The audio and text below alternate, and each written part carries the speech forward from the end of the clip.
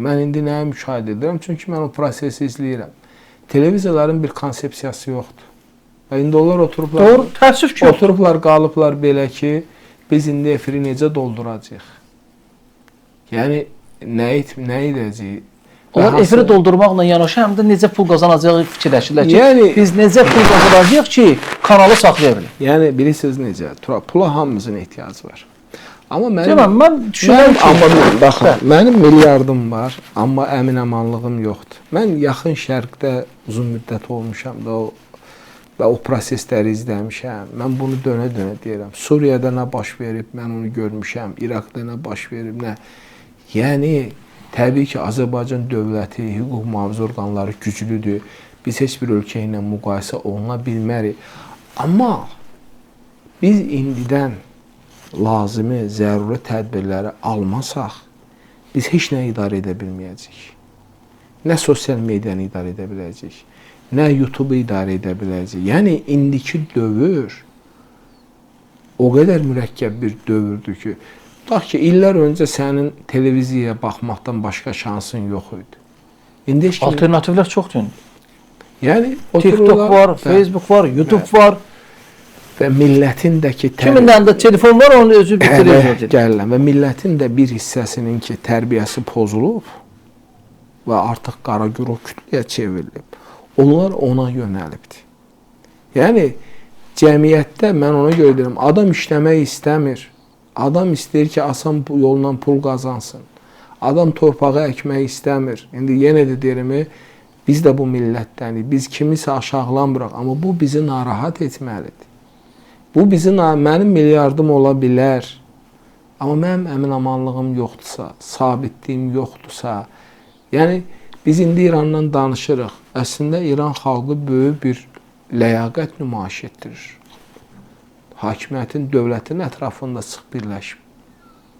Nə qədər çətin olsa da.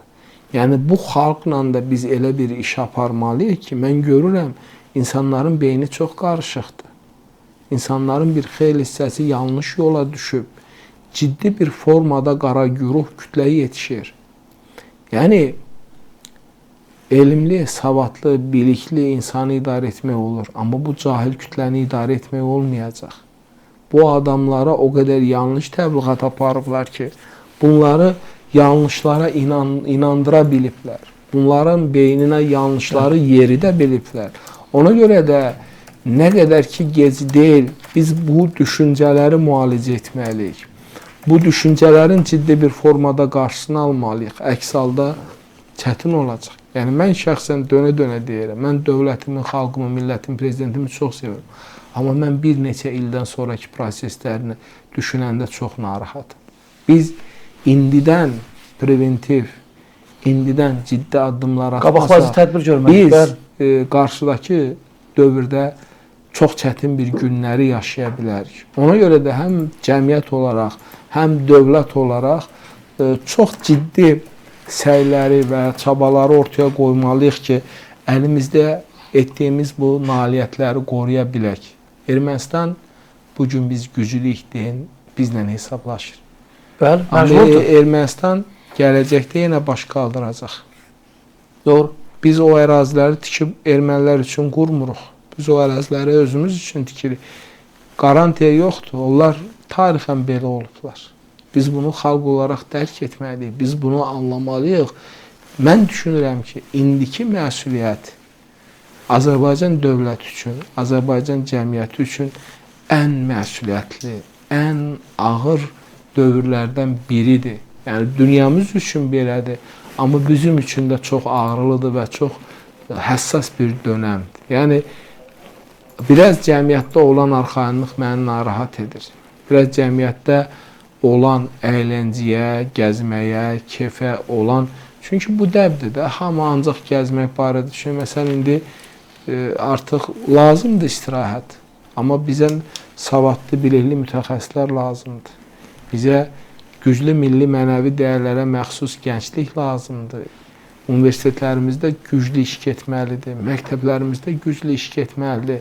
Bugün ciddi bir formada bizim vətəndaşlarımızın beyinlərinin oğurlanması prosesi gedir.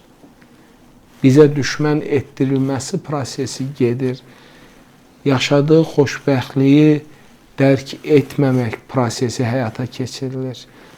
Sanki onlar bədbəxtlər, bir fikir onlarda formalaşdırılmağa çalışır.